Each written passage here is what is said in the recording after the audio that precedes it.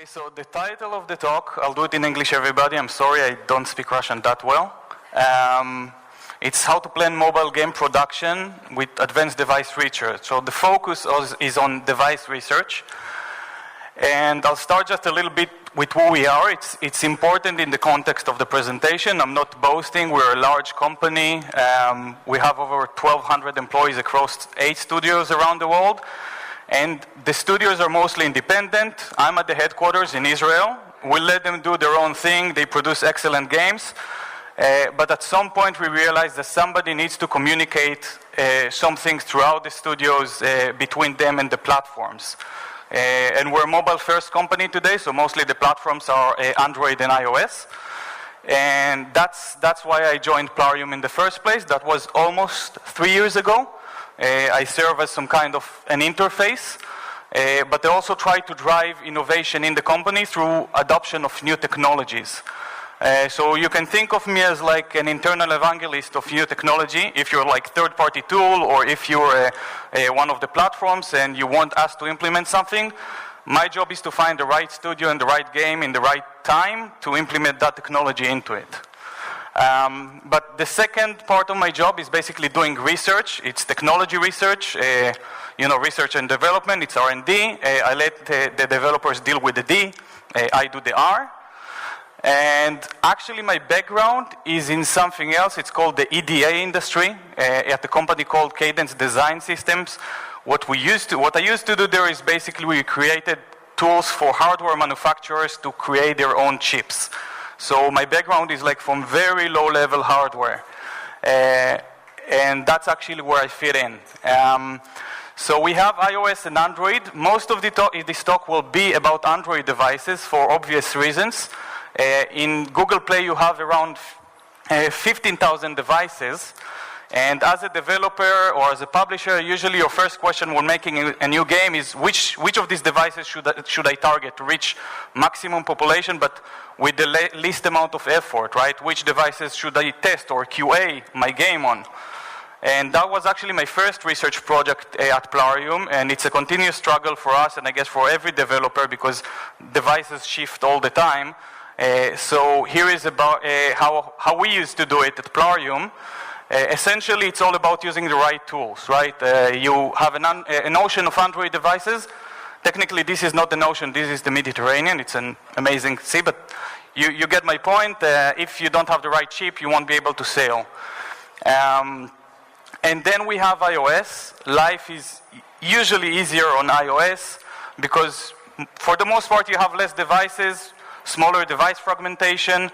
And there's like a general rule, if Apple comes out with a new device, it will be at least as powerful or far more powerful than older devices. In Android, it's never guaranteed. There are like new low-end devices that are not as powerful as last year's devices. Also, a good thing about iOS, because Apple controls the platform, there is usually fast adoption of the new OS. Google is trying to take steps towards that as well, but on iOS, you can see here it's in very small letters, but 2 weeks after iOS 11 launched, more than half of the users were already migrating to iOS 11. And more than 90% were either on iOS 11 or iOS 10. So it's easier to go to the developers and tell them, yeah, sure, you can drop support for iOS 9 because by the time the game is out, nobody will be using iOS 9. And again, devices on Apple's side, they're usually quite powerful. They cost as much. But it means that if you're making a game for mobile, usually the Apple devices will be on the high end of the market. If you want to complain about something on Apple's side, you can always complain about the weird aspect ratios or the device notch that they added with the iPhone X. I'll get into that a little bit later, but for the most part, it's easier on Apple. So to start with, how do we even measure all of the different devices that you have on the Android marketplace? You can use either internal data. If you actually collect the data, right, you need to do your own device analytics. You need to have the infrastructure for that. And it's also skewed toward your current player base. So for example, if we're making a strategy game and we collected the data for our users, but next year we'll do an RPG game, Maybe RPG players don't really use the same device as the strategy gamers, so the data that we have might be a little bit skewed. It's a thing that you should always remember. So on the other side, you have publicly available data. The biggest problem with publicly available data is that it's never guaranteed to exist when you really want it. So I used to run research with open signal reports. They killed that project about 2 years ago. And Unity Analytics hardware stats, they had a public page with amazing information about both PC and mobile. But the last time they updated it was in March 2017. And luckily there are still Android distribution dashboards that Google provides you with, but they don't have a lot of data. So you need to work your way around that. But regardless, even if you manage to collect all the data, the device fragmentation is so big that even if you go to your developers and you tell them, or to your QA guys, you tell them, hey, target just the top 10 devices in the Android marketplace, you will get to just 15% of the market share. You add another 10 devices, you double your efforts, and it increases from 15 to 20%. Okay, it's really, really hard to target the ecosystem that way. So when I started that project, I was looking at a different way to do things,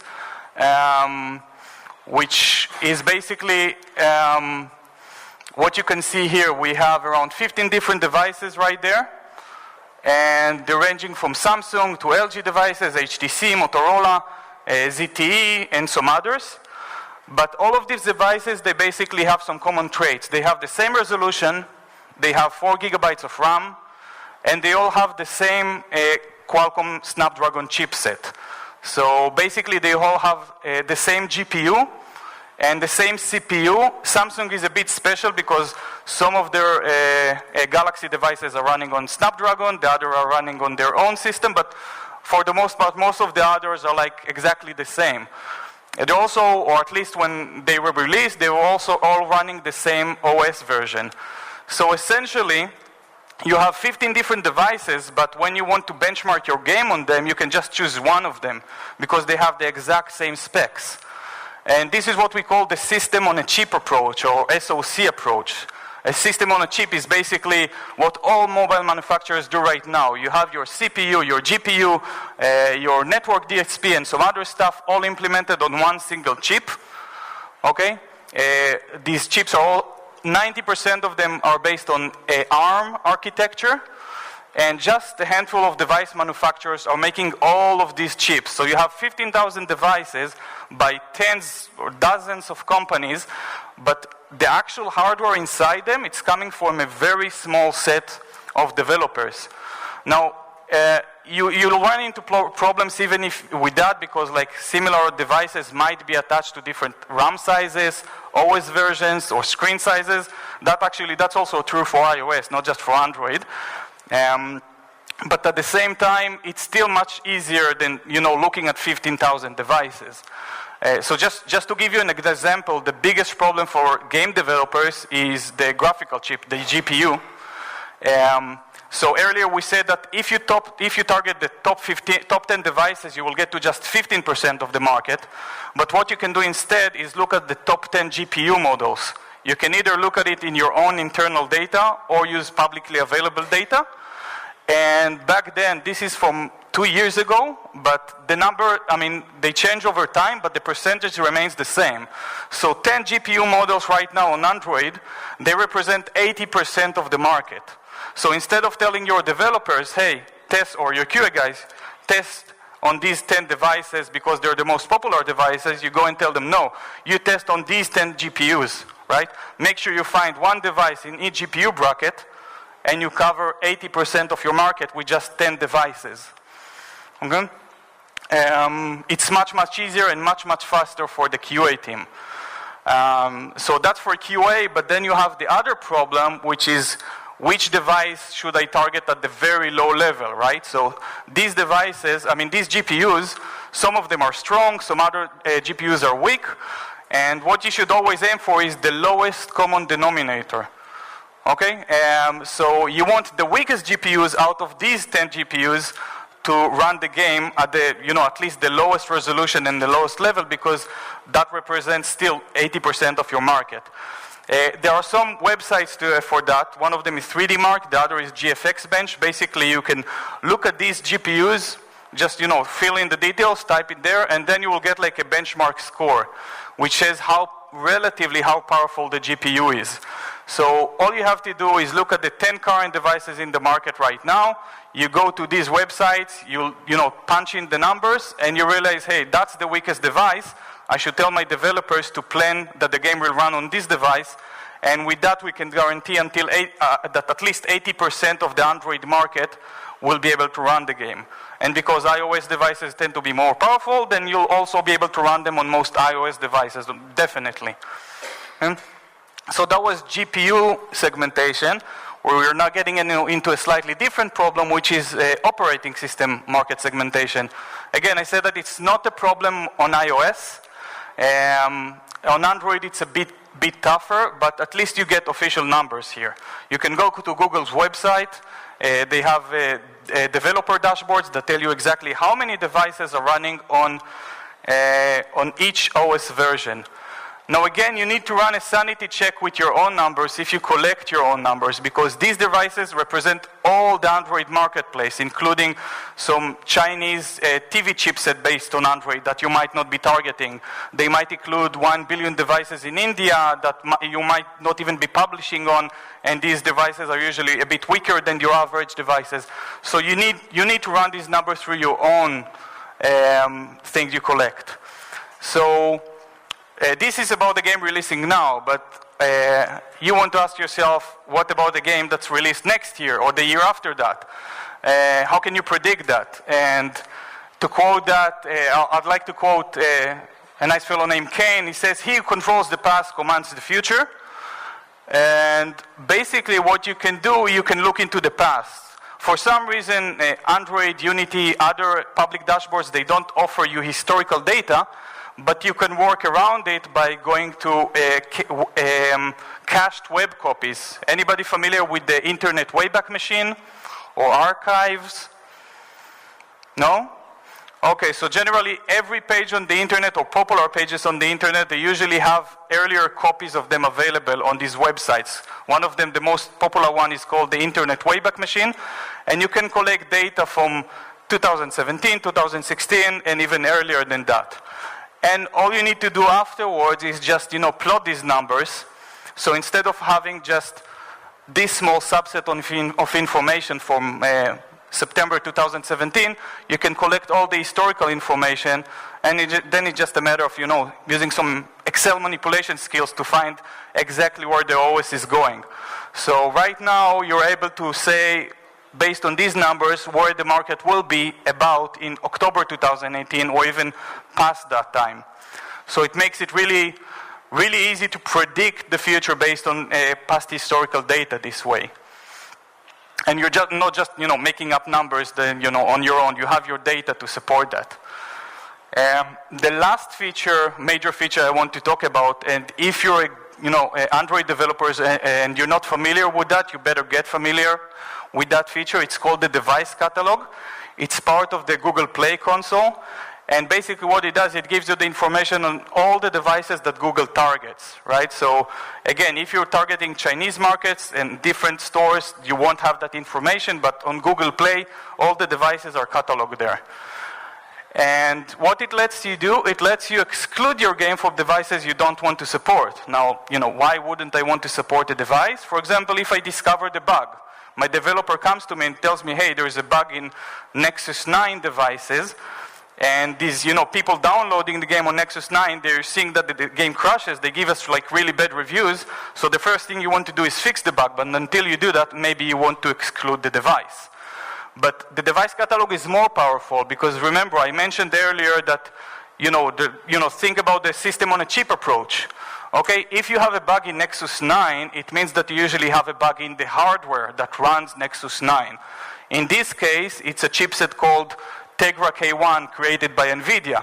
The same chipset runs the Shield tablets and some other devices. So you can go, instead of looking just at your device, you can look at the GPU that is common to this device and other devices, and then you can disable all of them. Because these guys running, the same game on a different device, they will also encounter the same bug, or very likely to, because it's basically the same hardware. But it gets even better with the device catalog, because that's for the business people here. If your technical question, for example, you're thinking about developing a new game, or you're already in the middle of developing a new game, and it doesn't run well on devices with less than 1 gigabyte, right? So you're asking yourself, should I support devices with less than 1 gigabyte? But the marketing question is actually, so what % of my player base is actually using devices with less than 1 gigabyte? And again, it gets even better, because you can ask yourself, how is my game rated among devices with less than 1 gigabyte? And what we really want to know is what revenue percentage is coming from devices with less than 1 gigabyte, right? So the cool thing is that device catalog gives you all of that information, right? You go to the device catalog right now for your game in Google Play, and if it makes money or if it gets reviews, you will be able to see, you can segment basically by any category. So I can segment, hey, devices with less than 1 gigabyte of RAM represent just 13% of my install base. These numbers are obviously fake, right? We don't make $3 billion yet. But these devices are actually representing 66% of all of my revenue. So I obviously don't want to drop these devices, even though they're a small population of the total market, because they bring very good ratings and very good revenue. Again, just an example, not the actual numbers. So again, it gives you all of these little tidbits of information and more. It's an awesome tool, and if you're not using it right now and you already have a game outside, you should definitely be using it, both for developers and marketing perspectives. But you also have to remember that markets change over time. Usually it's for the better, right? So if you have a game in the pipeline and it's only coming out in 2019, maybe by by that year, maybe you will have less devices with just 1 gigabyte of RAM. So you have to take that into account.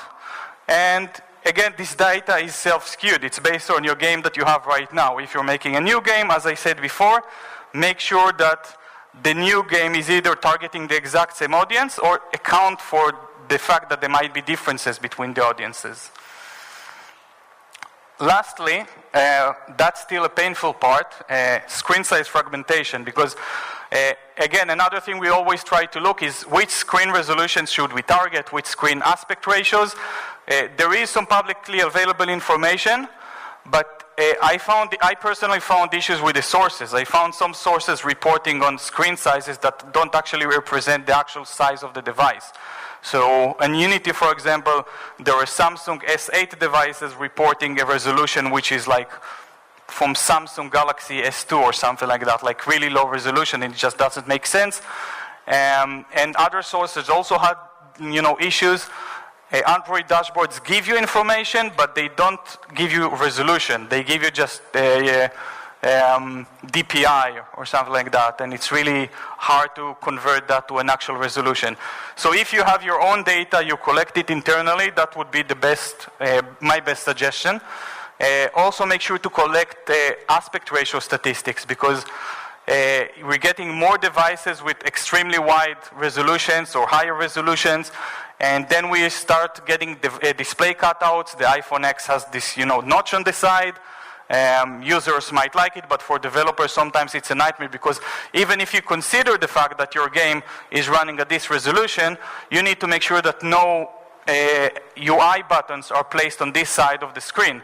And the user can also turn that device by 180, so you need to make sure that nothing is on the other side of the screen. And by the way, if you're going to cut, you just say, I'm not going to bother with that. I'm going to put two blank black bars on the sides. You can do that, but then Apple, when they review your game, they will look at it and say, that game is not utilizing the new cool iPhone X to the full extent, we're not going to feature it. So that's another thing you need to consider. You want to make the platforms happy, because they're basically your partners, and that's where you get a lot of the organic traffic. Okay, so that was it for, doing everything before the game is out. After the game is out, there's another thing you want to do is testing the game in production or while it's actually outside. So basically you're letting your users test your game, crash it, and you get the reports. Some of you might employ different tools like Crashlytics, but even for someone who doesn't have any bug testing, bugs or analytics collection tools, if you're running your games on Android, you have something called Android Vitals. Okay? And they will help you track potential issues with your game in the wild after it was distributed to your players. Just as one example, we suddenly saw in a game that we didn't update for a while, and suddenly we saw a rise of new issues with one of these stable games. We didn't change anything with the game, but suddenly we saw more and more crashes. And apparently these crashes were from Android 8 users, and as you started having more Android devices in the market, the number of crashes started increasing. Now, if the number of crashes passes a certain threshold, Google basically says that will affect your algorithmic ranking. So again, it's not just a developer issue, it's a business issue. Marketing people should realize that suddenly your game can drop in the search ranking just because it has a bit more bugs right now. So everybody should be, in the company, in the business level, should be familiar with this tool and with the fact that Google also uses that to basically, level up or sync down your game in the rankings. Okay? And again, you can use that to close the loop, right? So if, for example, I have a specific issue with Samsung Galaxy S8, and as you can see in this issue, only Samsung Galaxy S8 devices are impacted. I can ask myself the question, should I fix the bug, or maybe I should go back to the device catalog and just remove Samsung Galaxy S8 from my supported devices? And the device catalog can tell you the answers because it can tell you exactly what numbers in terms of revenue share and in terms of reviews you're getting from Samsung Galaxy S8 devices. So it all feeds itself. It's very useful to use both of these tools on the Google Play dashboards. And again, this isn't a recommendation to test in production. Please test your game before it's released, okay? And that's basically it. So thank you very much. Thank you very much, Guy. Okay. Thank you.